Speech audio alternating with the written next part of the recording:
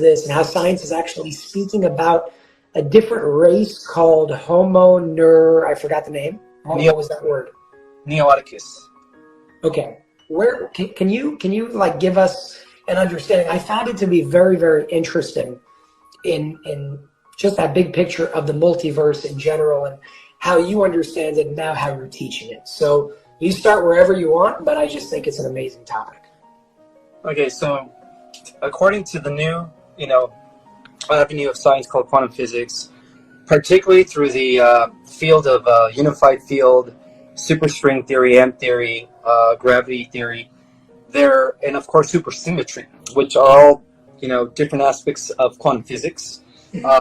Scientists in the last 10 years have discovered that not only are we part of one universe, but that we are actually part of a multiverse, that there's other universes.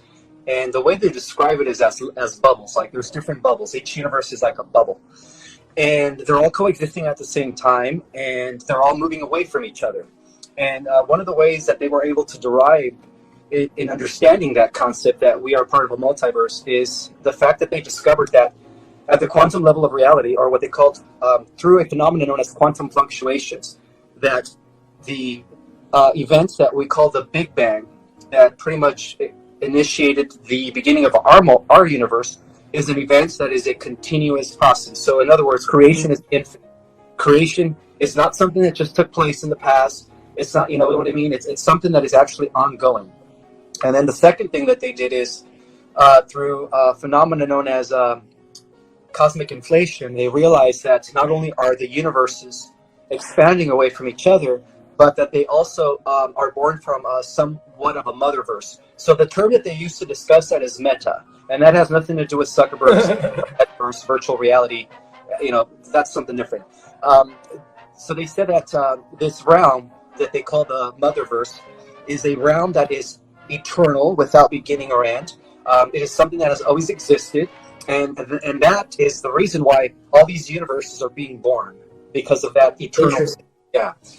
And so that's how I was able to discover that we are part of multiverse. I mean, I knew this 10 years ago when, they were barely kind of exploring the concept. And of course, conventional scientists still don't want to accept it. They still want to make everyone believe that we are part of just one universe, one realm, and one world. So that is currently being overthrown as I speak, because through their laser interferometry satellite antenna, codenamed LISA, they are actually bringing forth evidence that there are other universes. So when this evidence comes to light to the general public, you realize the entire conventional physics is going to reorganize. It's going to have to rearrange itself based on the new discoveries. And a lot of it has to do with discovering that we are part of 11 dimensions, but that is just based on the understanding of piercing into the galactic spheres and only perceiving what is known as the 4%. And of course, 6%, they call it dark matter and dark energy. And so this is where my work comes in explaining that there are colonies, that there are life forms in the so-called dark matter and dark energy. It's just reality vibrating at higher frequencies beyond the perceptible or what their scientific instruments can measure. 100%. They used to call that empty space, by the way. We found out that it's not so empty. It's actually full of infinity, if anything. And, even when people speak about 10 dimensions, 11 dimensions, 12 dimensions, because of our language, I think that sounds limited in a way. But each dimension in and of itself, minus the parameters and limitations of language, to my knowledge, is limitless in and of itself. Almost like if I took this pen right here, this pen has a beginning and an end that we perceive. But if I told you, cut this pen in half to a point where the pen will no longer exist, you can't do that. There will always be something to continue cutting in half and half and half and half. And in that way, this pen is actually infinite, even though we perceive it as having a beginning and an end. So there's a question that I want to ask you in the preface before regarding the multiverse as well, because one of the biggest things I speak about, I like to call it the terminology crisis. I think we're all saying the same thing in a different way. And that's the limitation of what causes us to feel like we're divided and separated, because it sounds like we're saying two completely different things. And a perfect example of that is, okay, let's take the Big Bang and let's take creation of this world as we know it today. If you go according to Kabbalah is not a Jewish thing. It's the mystical side of what many refer to as Judaism, but it's beyond that. It's every religion has like a mystical side. In Islam, they have Sufism. In Judaism, they have the Kabbalah, which is much bigger than any religion in and of itself. So in the Kabbalah, it actually speaks about, and I'm no expert, by the way, this is just from a little bit that I read, a little research that I've done, and some rabbit holes that I've gone through because it interests me.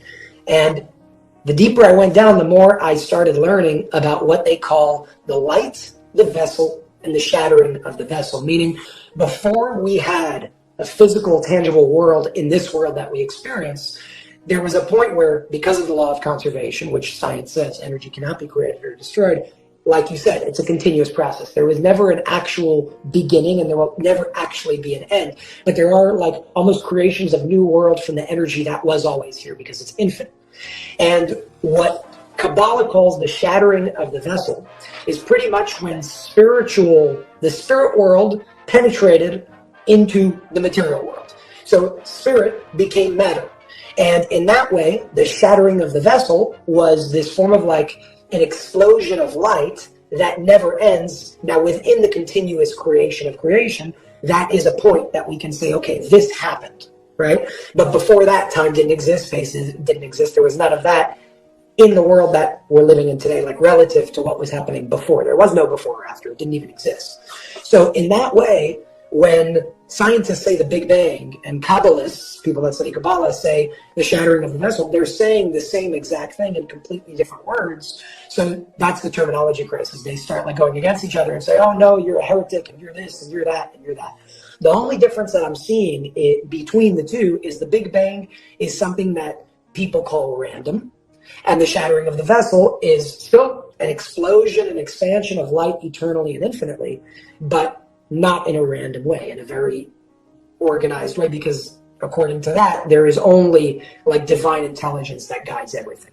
So my question for you with that preface is, on one level, I agree with everything you're saying regarding the multiverse. There's many, many, many different worlds within this ongoing process of creation. But would you say that within, like if we dive deeper down, there's something that connects all there is no all because it's forever, but the infinity of multiverses, and that thing is what we can call like the source that is one in that way, yet we still experience it broken up and fragmented because we experience different worlds. What would your stance be on that? Yeah, well, in esoteric literature is known as the manifest. You know, it's when the unmanifest is considered the world or the existence of eternity, right? Okay. Spirit. The manifest is when spirit precipitates into the material realms, and that's another way of explaining it. So, due to the fact that everything is energy, and even in the realms of the manifest, it's energy vibrating at different frequencies. And that's what divides the different dimensional spheres. See, it's all one light spectrum that is just vibrating on different frequencies. So that's what separates dimensions. But to answer your question, what unifies all the different multiverses, despite the infinite number of worlds that exist, it is an underlying field that is connected to that the pre-material realm, to the concept of eternity, that motherverse. See, the motherverse has never had a beginning. So that's where it all starts. You're calling it the motherverse, what I'm trying to explain. Yeah, so the dark matter and the dark energy, which occupies the higher spheres beyond the 11th dimensional galactic spheres that we perceive, is energy that is still all around us. See, most people think that we have to go up to reach the higher spheres of reality into the motherverse, and that is not the case. We are actually in the midst. The dark matter and dark energy is all around us. It's just reality vibrating at different frequencies. And also, the dimensions are not, it's not a location. It's not somewhere out there. The dimensions, they're all coexisting at the same time in the same space. And this is what most scientists are like, this is what mind boggles them. They don't understand how there could be all these dimensions that are occupying the same space at the same time, and how we could, we're like in the middle of it all. But so there is an underlying field that binds and permeates all of the universes. And that is the spirit of the motherverse. The motherverse is infinite, and I understand. Okay, yeah, I like having these conversations because you break down the terminology, and then we're like, okay, here's the synchronicity, here's the connection. I love this topic. I think this topic has to be spoken about, I mean, everywhere. And one thing you said earlier, which I loved, and I completely agree with it, is the fact that science can only measure with the tools that it's created. So by proxy, we're limited by the level of awareness that created the tools that we have. Just because we can measure something doesn't mean everything else isn't there. It just means that our tools can't necessarily measure it. So the next question for you is, how do you think we get to the point where we're no longer limited by the tools that we have right now that stop us from seeing more? Because our tools are mainly physically oriented tools today. Well, what connects us to the other dimensions, Jason, believe it or not, is our dormant DNA. The more we activate our dormant DNA, the more we're going to access other realms and dimensions. Right now, we're only using 4%.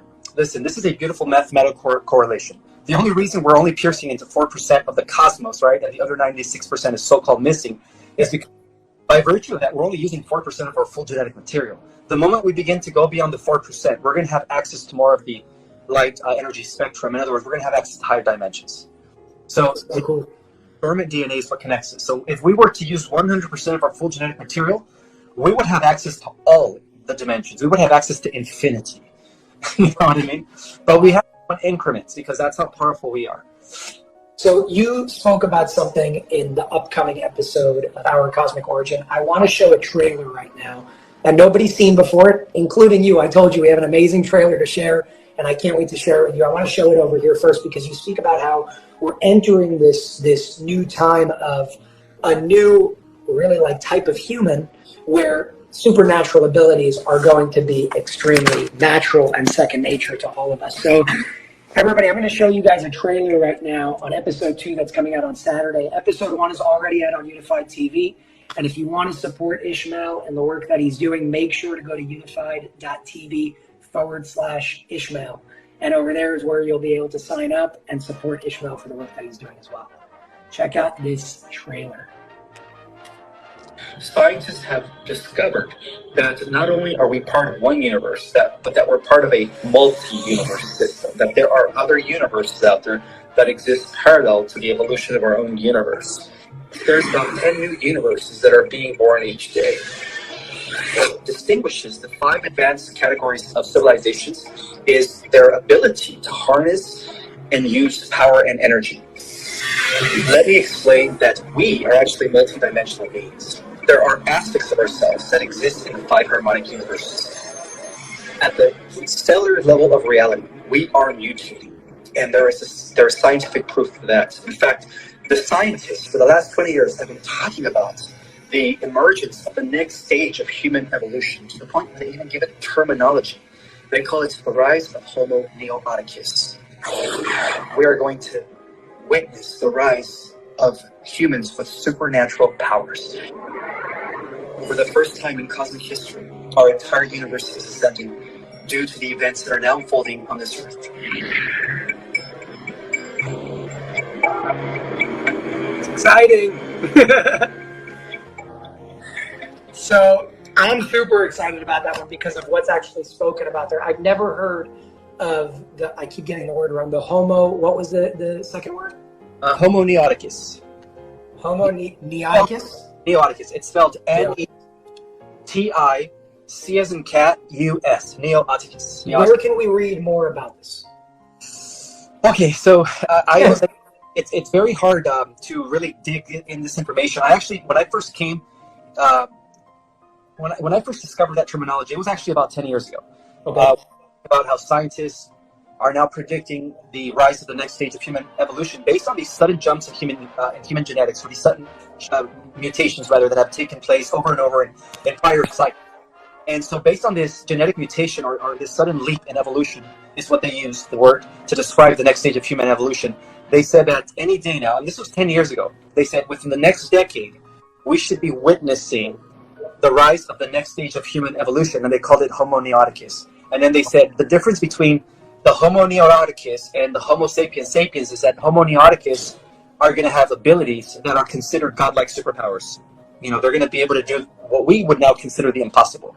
And I strongly believe, Jason, that all these Marvel movies, all these DC movies are actually preparing humanity for what's coming. It's amazing. It's amazing. Do you think that's done super intentionally, or do you think that that's a piece of like directors and producers on a level of the soul that they just feel and they're putting out there in that way? Or both?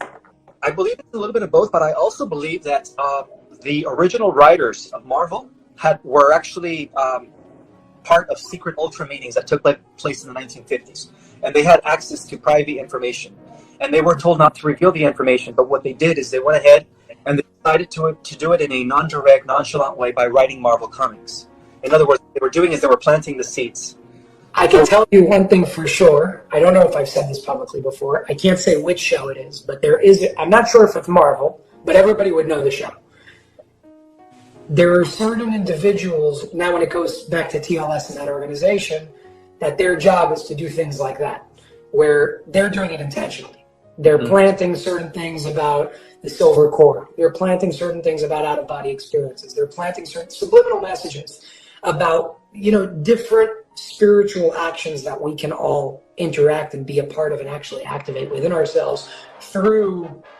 Specifically what I'm talking about, there's a TV show. I was actually told when it came out, they're like, watch, it was like season 1, episode 8. Go watch this show and you'll understand what's going on. It was very funny because it was all about everything having to do with the illusion of time, but tapping into our inner power. Called Shield? Say it again? Does it happen to be called Shield? It's not, but I can't say the name because then you'd know who the producer is, and the producer is a part of the organization. So that's where the anonymity goes, and where that's how they work. It's not like nobody cares for you to know their identity and who they are and what they're doing behind the scenes. There's zero ego involved over there. That's why even like the disclosure suits, you don't know who it is, and it really doesn't matter. And we got to ask ourselves, what does that person have to gain? Not fame, not fortune. What does that person have to gain? If anything, it's an inconvenience for them because now they have to sit down and I'm asking them questions and doing all these things. So I think when there is no identity attached to a job, that's the most selfless type of work there is, because ego cannot get involved, because it's not about you. It's not about attaching to a specific identity. And in my opinion, I think it's noble in a whole different way, Makes sense. I agree. Yeah. Yeah. Well, I have a call in a few minutes, so I'm going to have to go.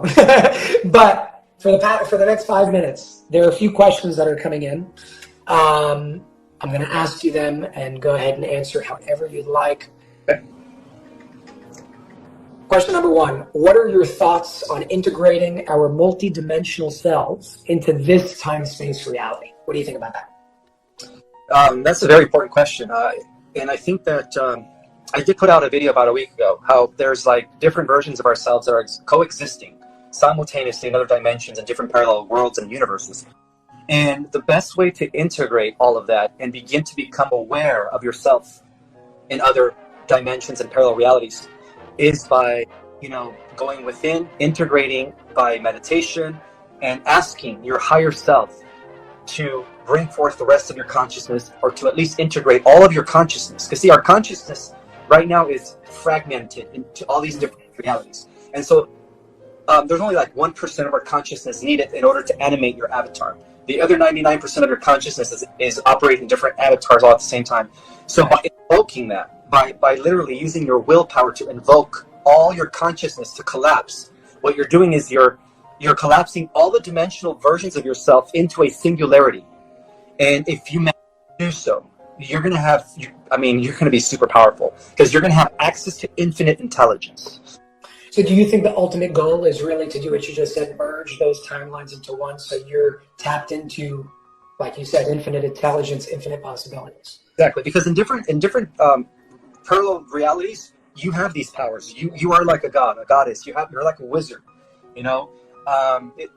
It's just a matter of invoking that and willfully, collapsing it, like calling upon every part of your being and saying, I want to integrate all of my bodies into the here and the now. All of my entire consciousness, I want to collapse it into one singularity. And if you begin to do that, you're going to be one of the first ones to become Homo neoticus. I guarantee you. I understand. Okay, so that's I like that connection also to paint a picture of what that actually looks like.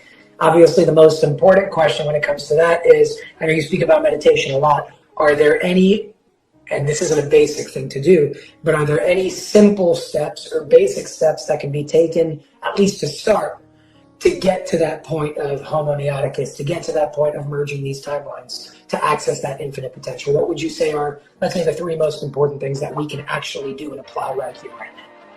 First, you have to become aware of yourself as a multi-dimensional being. Okay? More than just this crude third-dimensional body. You are infinite intelligence expressing itself currently in human form. And then the second thing you have to do is, after you recognize that, you have to do daily rituals. And by what I mean by doing daily rituals is you have to spend time in nature. Mother Nature is the key to accessing our powers, because we are made out of the same elements. And just like ourselves, the Earth is also multidimensional. Yes. Earth. So you begin to spend time with nature. You begin to synchronize with the elements. You begin to fuse your consciousness with Mother Earth and the entire organic creation. And then the third thing you do, the third step that you do, is you use your willpower to invoke your entire consciousness and all aspects of yourselves that are coexisting simultaneously to collapse into a singularity, and you will it by choice. And the more you do that, the more you're going to see some sort of an integration, and the more you're going to be able to access higher levels of consciousness beyond your human self. Beautiful. I encourage everybody to listen to this, maybe, 20, 30 minutes of some fun and deep conversation. Listen to this multiple times. You may see things differently, just like when you watch a movie multiple times. It's the same exact idea.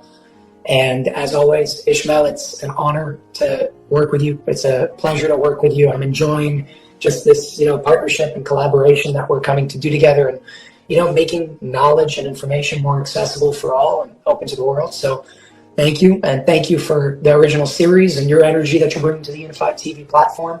And again, most importantly, you guys, Ismael works very hard and does this 24/7. If you guys do want to support him, check out his series at unified.tv/Ishmael.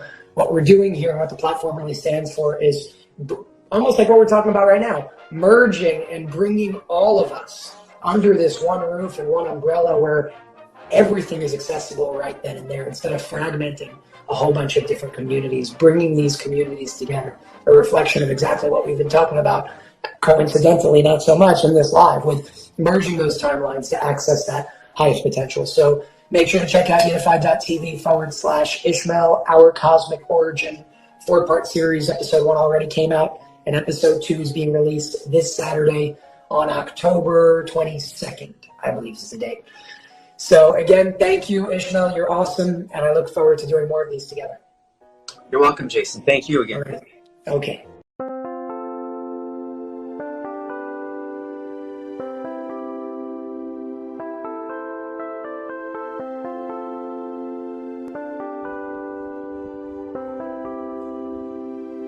Chẳng được quên khi cơn mưa đêm lại về.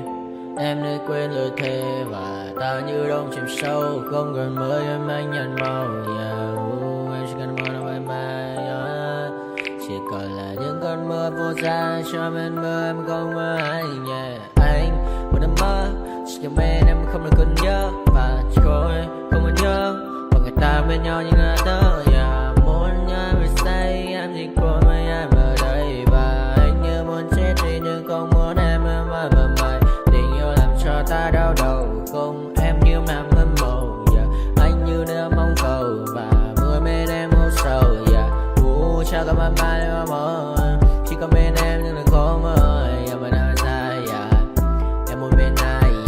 Anh không mong gì hơn. Chỉ mong em sẽ ở đây ôm anh thật gần.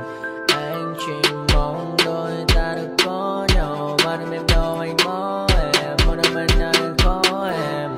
Ta sẽ trao nhau môi hôn thật sâu. Ôm anh cứ mưa bằng ngâu. Và em chỉ nằm đâu. Anh không muốn em ở đâu đâu. Một cơn gió thứ anh không mơ cầu.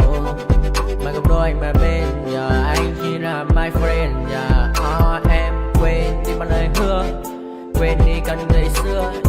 Anh như là muốn nhớ. Em cứ một chưa. Mà đừng ở đêm ở đêm. Anh như một đôi mà kem. Không như là ba trên thêm. Cho em nhiều hơn như là kem. Chỉ cần là mưa thôi. Em chỉ cần là mưa thôi. Còn ai sẽ là nắng rồi.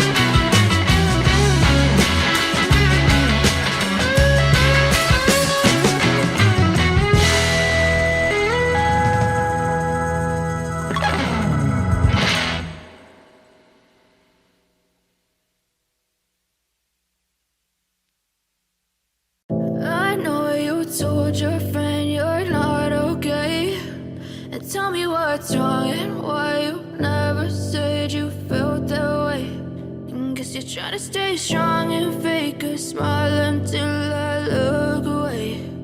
But I've known you too long, it hurts to watch your blue eyes fade to gray as you fade away, as you fade away. Yeah, I'm about to fade away, cause every time I wake up I feel like it's Monday. Something's going wrong with all the chemicals up in my brain. All of a sudden I don't look at anything the same way. Got a buildup of my thoughts sitting in an ashtray. I'm sorry that I'm so inconvenient, okay. Just let me be me and I'll stay out of your way. I can see the way you look at me, I'm such a disgrace. I never really asked to be brought into this place. You wanna love me? Well then baby have a taste. All the highs and the lows, no you'll never be the same. I don't really wanna hurt you but I can't control the pain. If you're sticking by my side maybe we could be okay. Okay, maybe you could be the change I need today. I promise that I've never felt this way. I really hope that you will choose to stay through all the pain. I know you told your friend you're not okay, and tell me what's wrong and why you never said you felt that way. And guess you're trying to stay strong and fake a smile until I look away. But I've known you too long, it hurts to watch your blue eyes fade to gray as you fade away,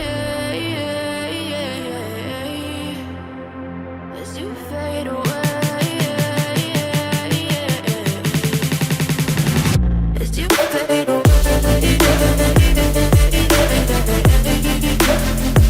as you fade away.